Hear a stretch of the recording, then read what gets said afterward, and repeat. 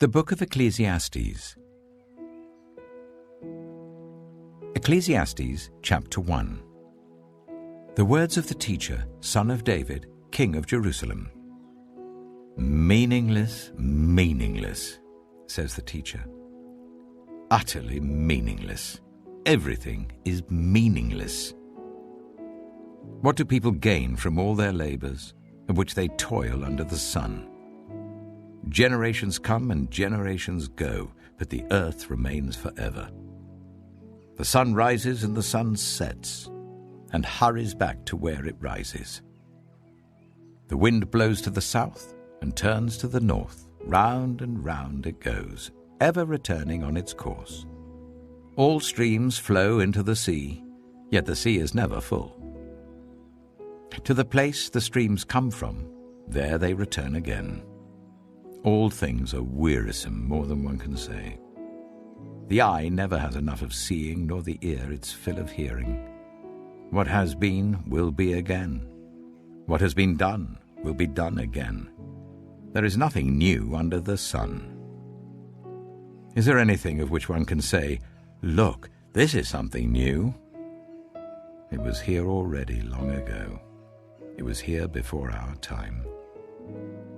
No one remembers the former generations, and even those yet to come will not be remembered by those who follow them. I, the teacher, was king over Israel in Jerusalem. I applied my mind to study and to explore, by wisdom, all that is done under the heavens. What a heavy burden God has laid on mankind. I have seen all the things that are done under the sun. All of them are meaningless, a chasing after the wind. What is crooked cannot be straightened, what is lacking cannot be counted. I said to myself, "Look, I have increased in wisdom more than anyone who has ruled over Jerusalem before me. I have experienced much of wisdom and knowledge." Then I applied myself to the understanding of wisdom, and also of madness and folly. But I learned that this too is a chasing after the wind. For with much wisdom comes much sorrow. The more knowledge, the more grief. Ecclesiastes chapter 2. I said to myself, "Come now, I will test you with pleasure to find out what is good."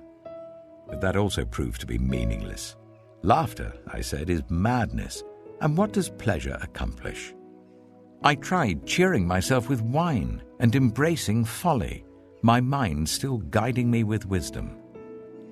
I wanted to see what was good for people to do under the heavens during the few days of their lives. I undertook great projects. I built houses for myself and planted vineyards. I made gardens and parks and planted all kinds of fruit trees in them. I made reservoirs to water groves of flourishing trees. I bought male and female slaves and had other slaves who were born in my house. I also owned more herds and flocks than anyone in Jerusalem before me. I amassed silver and gold for myself and the treasure of kings and provinces. I acquired male and female singers and a harem as well, the delights of a man's heart. I became greater by far than anyone in Jerusalem before me. In all this, my wisdom stayed with me. I denied myself nothing my eyes desired. I refused my heart no pleasure. My heart took delight in all my labor, and this was the reward for all my toil. Yet when I surveyed all that my hands had done and what I had toiled to achieve, everything was meaningless, a chasing after the wind. Nothing was gained under the sun. Then I turned my thoughts to consider wisdom, and also madness and folly. What more can the king's successor do than what has already been done? I saw that wisdom is better than folly, just as light is better than darkness. The wise have eyes in their heads, while the fool walks in the darkness. But I came to realize that the same fate overtakes them both. Then I said to myself, the fate of the fool will overtake me also. What then do I gain by being wise? I said to myself, this too is meaningless. For the wise, like the fool, will not be long remembered. The days have already come when both have been forgotten. Like the fool, the wise too must die.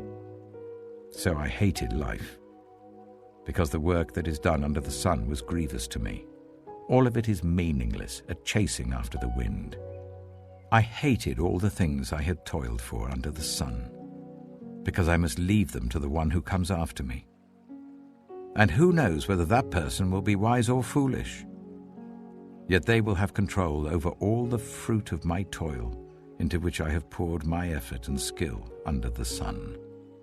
This too is meaningless. So my heart began to despair over all my toilsome labor under the sun.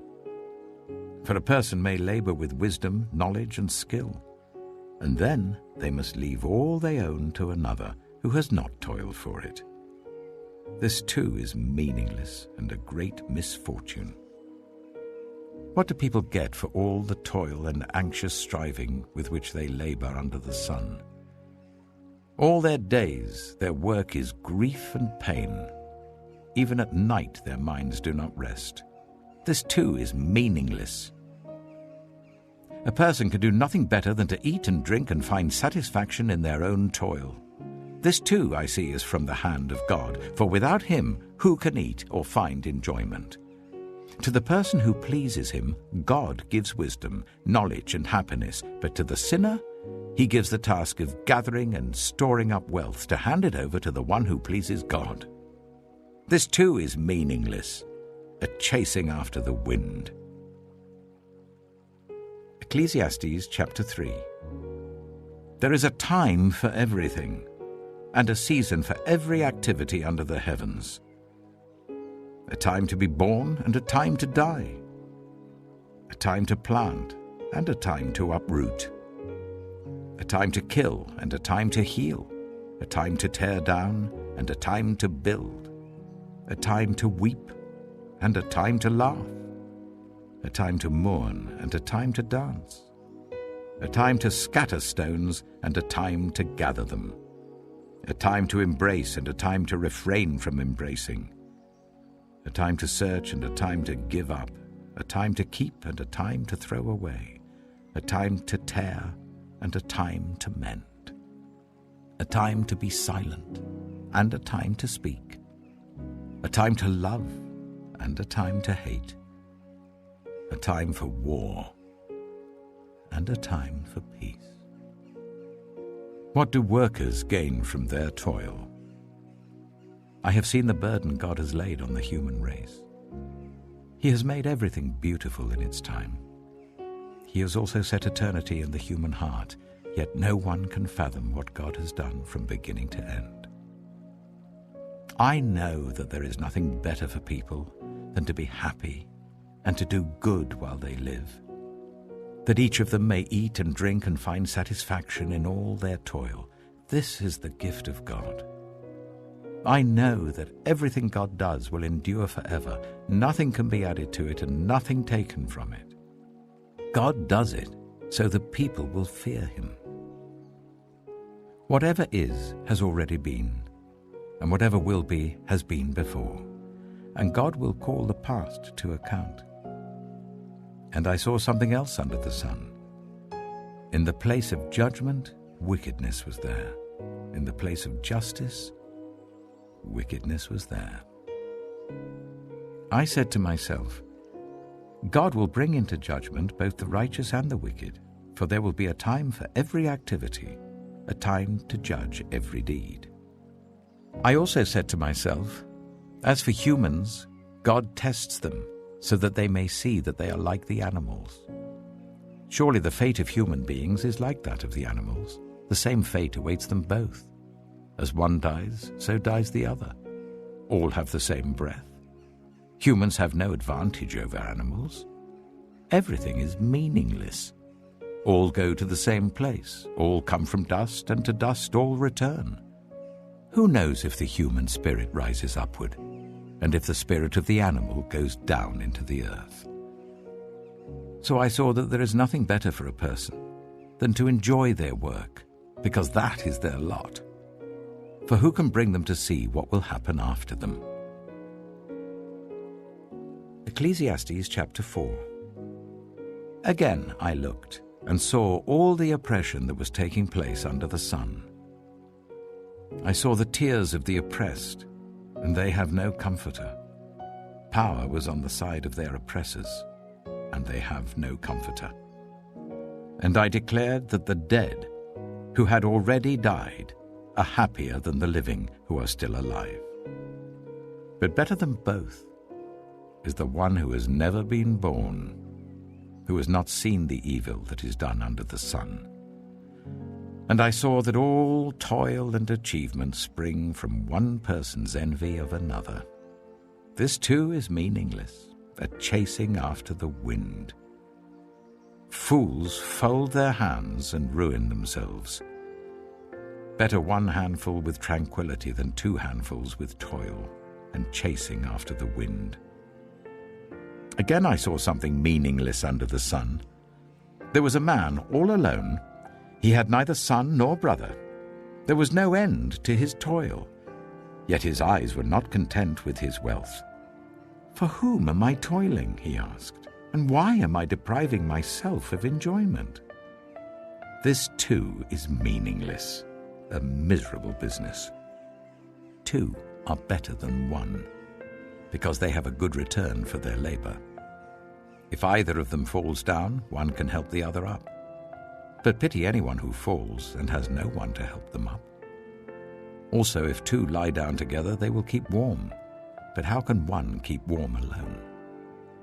Though one may be overpowered, two can defend themselves. A cord of 3 strands is not quickly broken. Better a poor but wise youth than an old but foolish king who no longer knows how to heed a warning. The youth may have come from prison to the kingship, or he may have been born in poverty within his kingdom.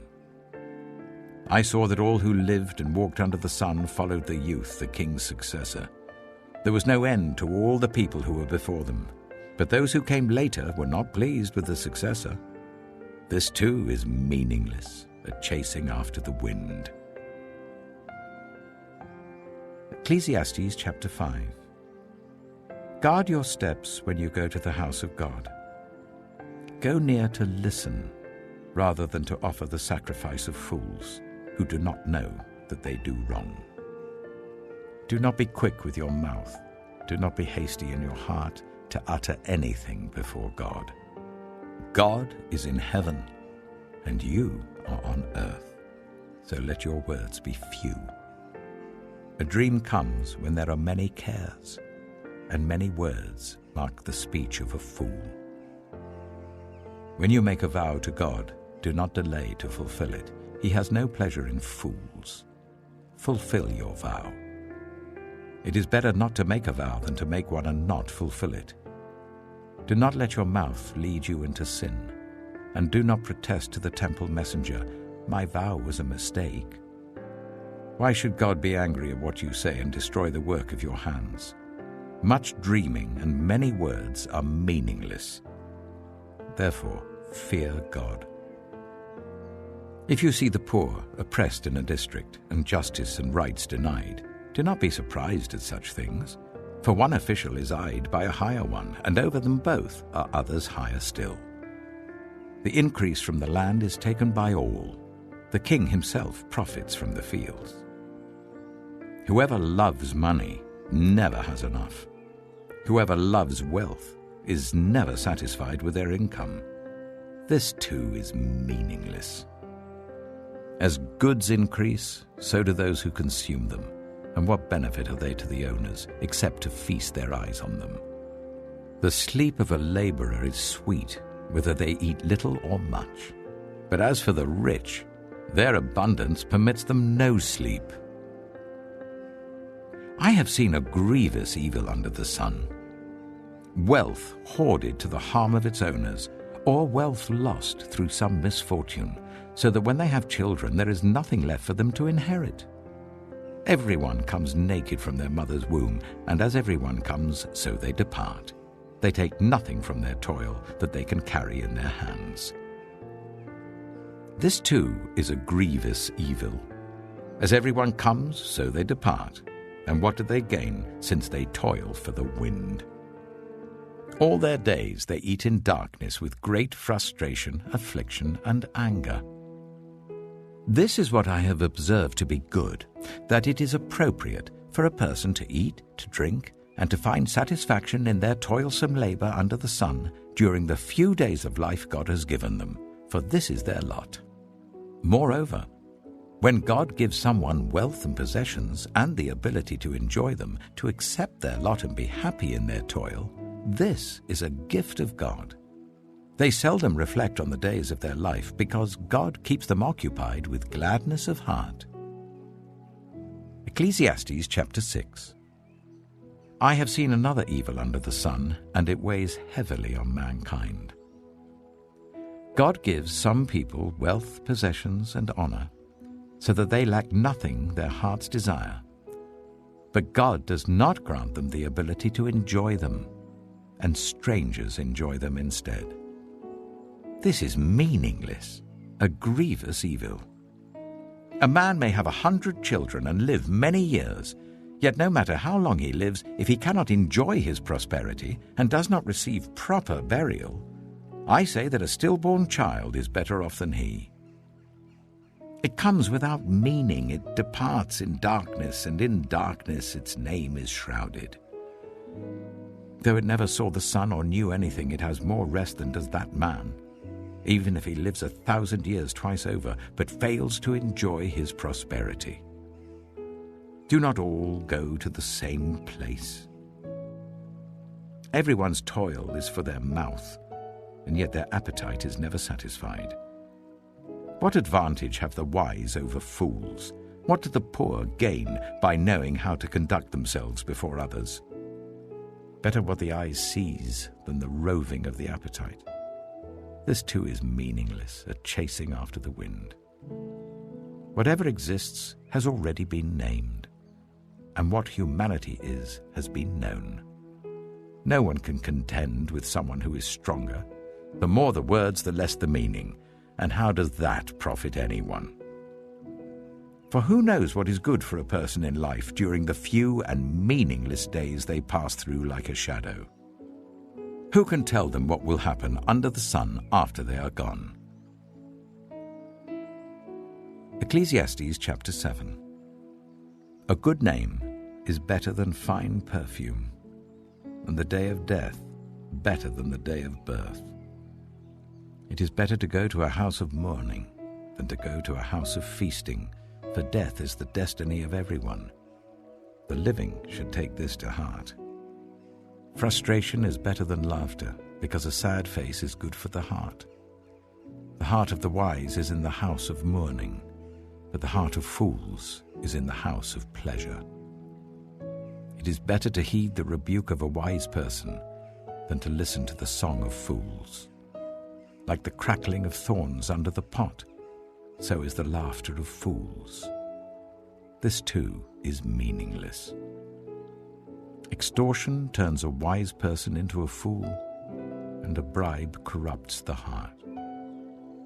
The end of a matter is better than its beginning, and patience is better than pride. Do not be quickly provoked in your spirit, for anger resides in the lap of fools.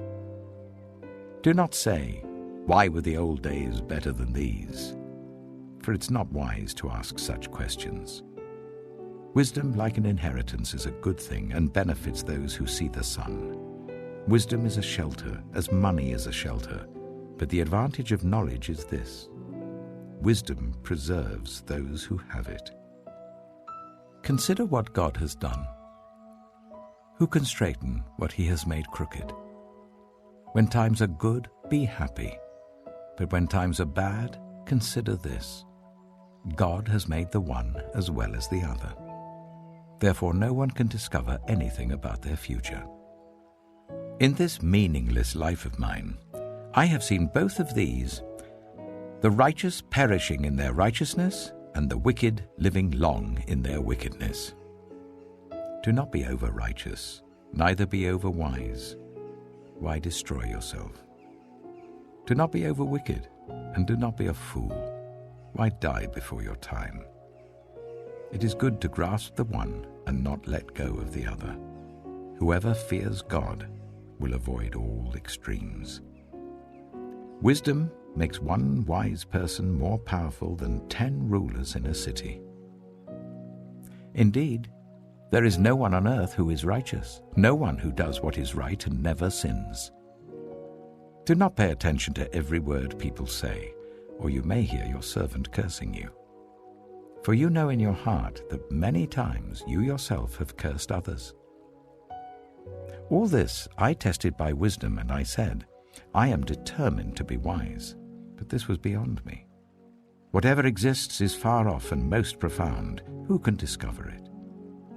So I turned my mind to understand, to investigate, and to search out wisdom and the scheme of things, and to understand the stupidity of wickedness and the madness of folly. I find more bitter than death the woman who is a snare, whose heart is a trap and whose hands are chains. The man who pleases God will escape her, but the sinner she will ensnare. Look, says the teacher, this is what I have discovered. Adding one thing to another to discover the scheme of things, while I was still searching but not finding, I found one upright man among 1,000, but not one upright woman among them all. This only have I found. God created mankind upright, but they have gone in search of many schemes. Ecclesiastes chapter 8. Who is like the wise? Who knows the explanation of things? A person's wisdom brightens their face and changes its hard appearance. Obey the king's command, I say, because you took an oath before God. Do not be in a hurry to leave the king's presence. Do not stand up for a bad cause, for he will do whatever he pleases. Since a king's word is supreme, who can say to him, "What are you doing?"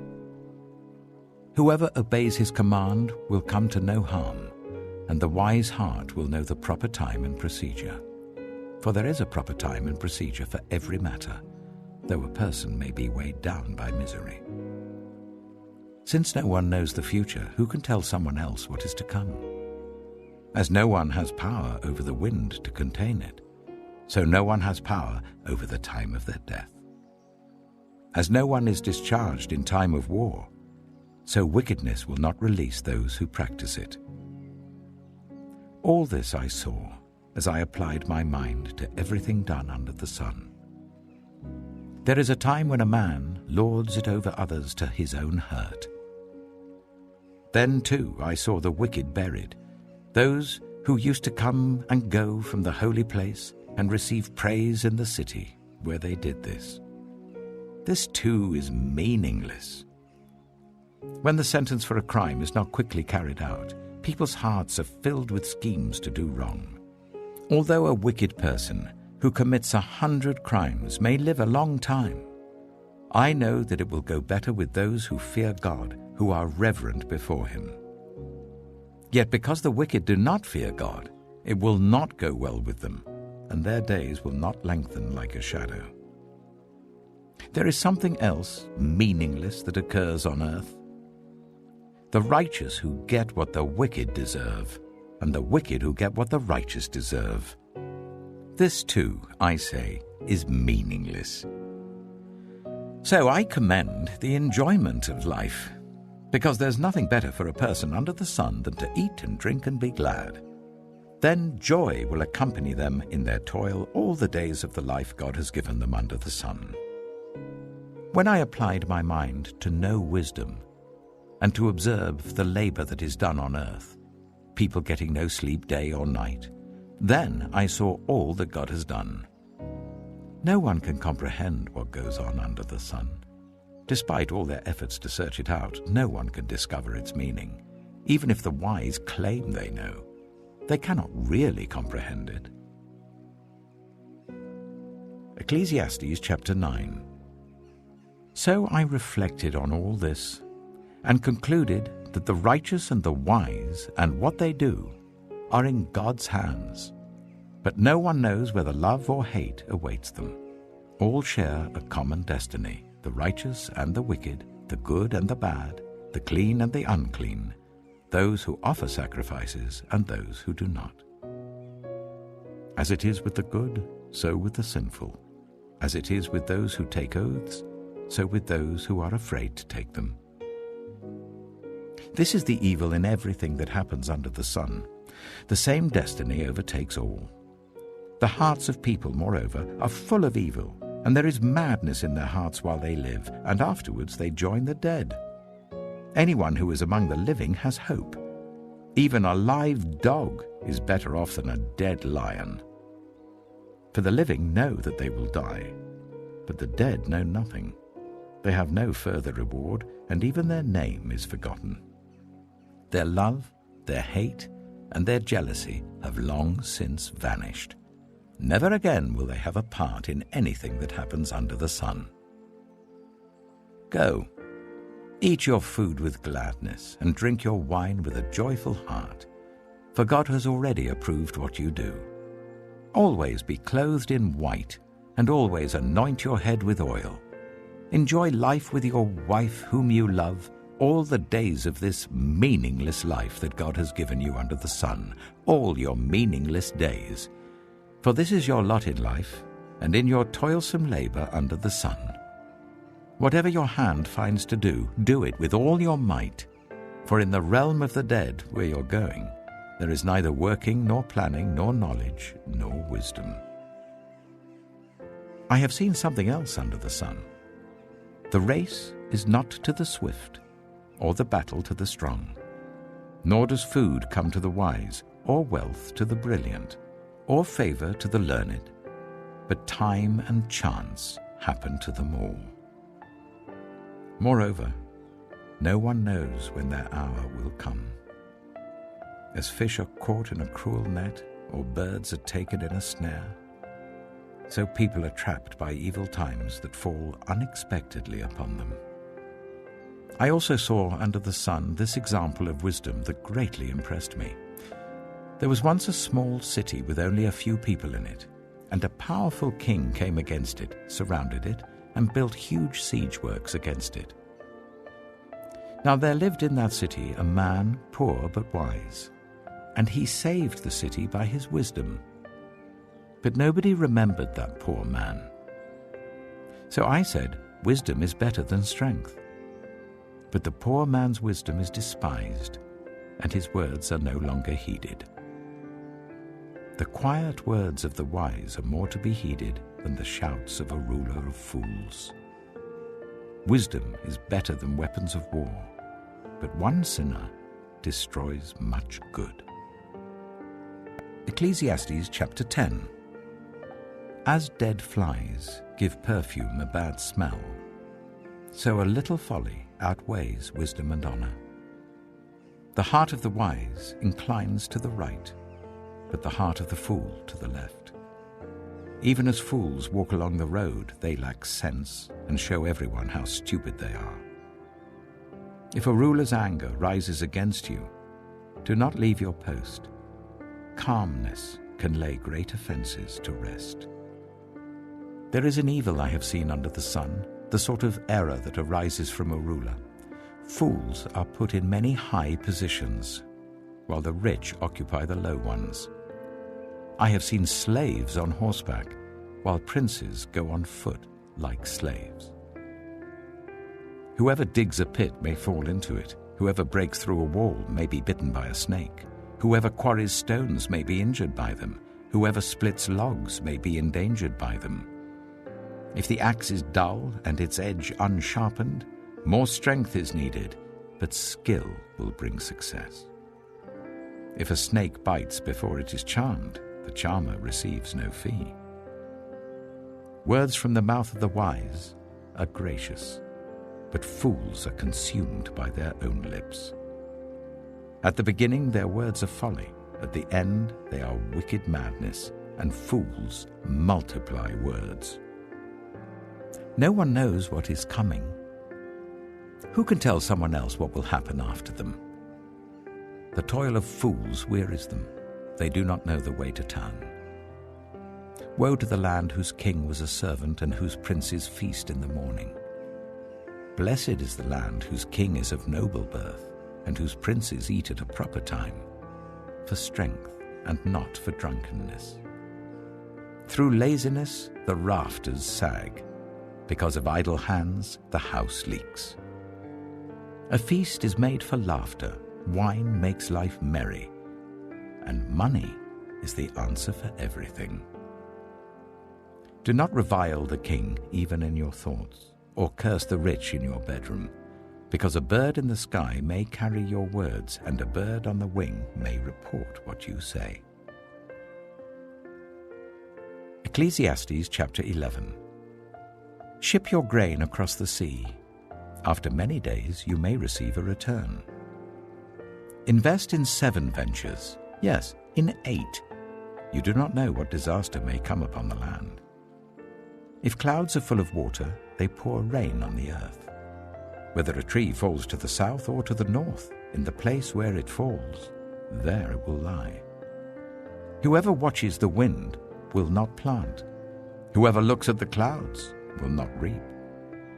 As you do not know the path of the wind or how the body is formed in a mother's womb, so you cannot understand the work of God, the maker of all things.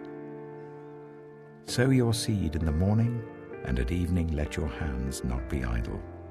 For you do not know which will succeed, whether this or that, or whether both will do equally well. Light is sweet, and it pleases the eyes to see the sun. However many years anyone may live, let them enjoy them all. But let them remember the days of darkness, for there will be many. Everything to come is meaningless.